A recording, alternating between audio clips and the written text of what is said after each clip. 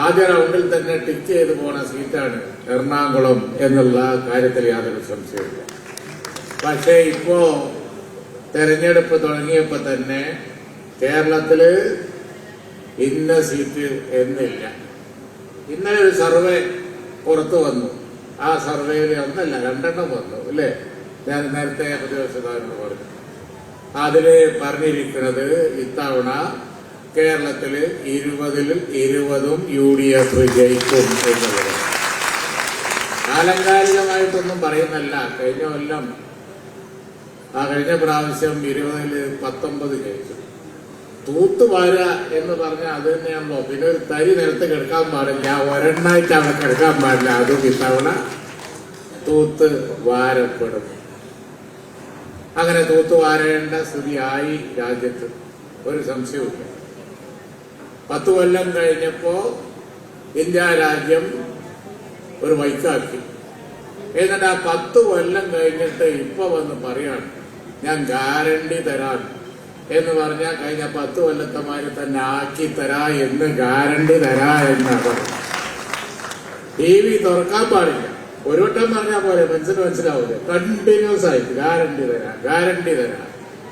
പിന്നെ അങ്ങ് പറയുന്നതാണ് എന്താ, മേരാ ഭാരത് മേരാ പരിവാർ.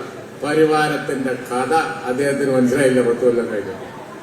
ഇങ്ങനെയൊക്കെ തന്നെ ആയിരുന്നു BJP ആദ്യം ഭരിച്ചപ്പോഴും. അത് 5 കൊല്ലം കൊണ്ട് തന്നെ ശരിയായി. അന്നങ്ങോട്ട് പ്രചരിപ്പിച്ചു. എന്താ പ്രചാരം, ഇന്ത്യ ഷൈനിങ്.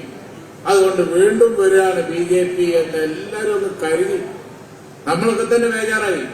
വീണ്ടും BJP ഭരണം തന്നെയാണ് എന്ന് എനിക്കെപ്പോഴും നല്ല ഓർമ്മയുണ്ട്. എല്ലാവരും ഉറപ്പിച്ചു. പക്ഷെ കിടക്കണു തെരഞ്ഞെടുപ്പ് കഴിഞ്ഞപ്പോ സുഖമായിട്ട് തോറ്റ് നിലംപരിശായി എന്ന് പറഞ്ഞതുപോലെ BJP അങ്ങ് വരും എന്ന ആ ഉറപ്പൊന്നും ഇപ്പൊ ഇല്ല.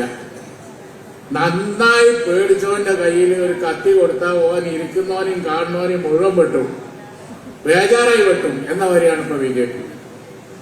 എല്ലാവരെയും പിടിക്കുക, എല്ലാവരും ഉപദ്രവിക്കുക, കയ്യിലുള്ള ആയുധങ്ങൾ മുഴുവൻ ഉപയോഗിക്കുക. ക്ഷേത്രമാണെങ്കിൽ ക്ഷേത്രം, അതുപോലെ തന്നെ ഇപ്പൊ വന്ന പൗരത്വമാണെങ്കിൽ പൗരത്വം, വേറെ എന്തെങ്കിലും ആണെങ്കിൽ വേറെ എന്തെങ്കിലും, എല്ലാ ആയുധങ്ങളും ഇങ്ങനെ എടുത്ത് പ്രയോഗിച്ചുകൊണ്ടിരിക്കുന്നതിന്റെ ഒരു കാരണം എന്താ? പേടിച്ചുപോയി. നന്നായി ബേജാറായിട്ടുണ്ട്. നമ്മൾ വിചാരിക്കണ്ട. UP ഇപ്പൊ കോൺഗ്രസും SP ബാക്കിയുള്ളവരും കൂടി ഐക്യം ഏതാണ്ട് ശരിയായി.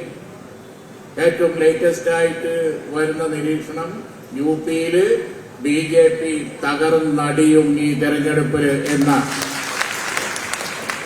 അങ്ങനെ സംഭവിക്കാതെ പലപ്പോഴും UP ഒക്കെ ഒറ്റ മറിയലാണ്. ഇനി അങ്ങോട്ട് നടക്കാൻ പോകുന്ന ക്യാമ്പയിന്റെ സമയത്ത് നമുക്ക് കാണാൻ കഴിയും.